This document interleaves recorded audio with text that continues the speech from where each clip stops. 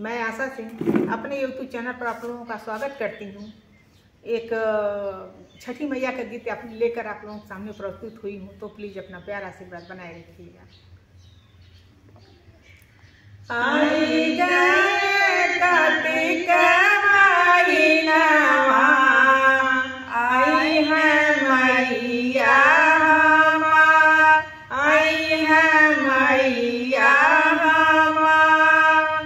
आई गए कार्तिक महीना,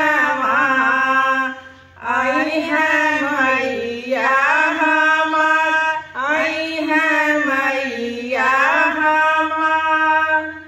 पनवा जैसन मैया पातर, फूलवा जैसन सुकुआ, फूलवा जैसन सुकुआ। पनवा जैसन मैया पातर, फूलवा जैसन सुकुआ, फूलवा जैसन सुकुआ। लाली लाली डोलिया मांगईबे, बनी है पियावा कहा, बनी है पिया मोर कहा।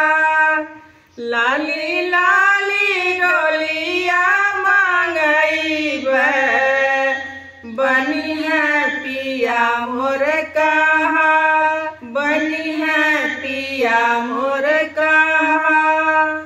अपने रंगनवा बोलईबे, लेबे डोलिया उतार, लेबे डोलिया उतार।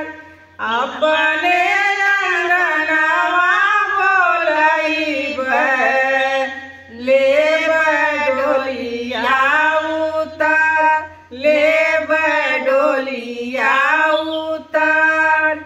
लाली लाली डोलिया मांगईबे, बनी है बेटा मोर कहा, बनी है बेटा मोर कहा।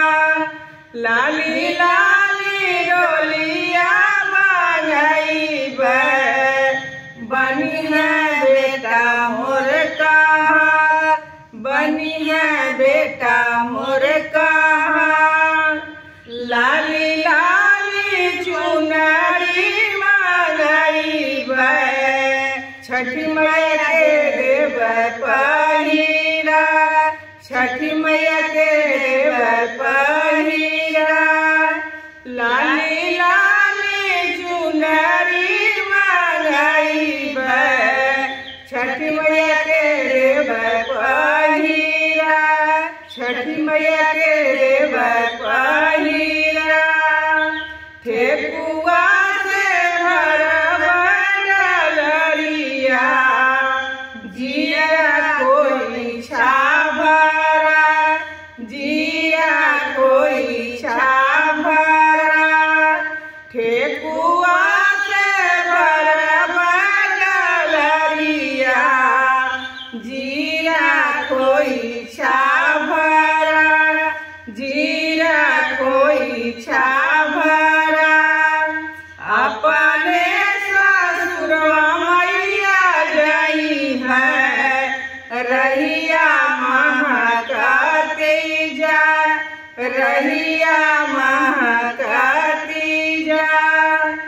अपने ससुरवा मैया जई है, रहिया महकती जा, रहिया महकती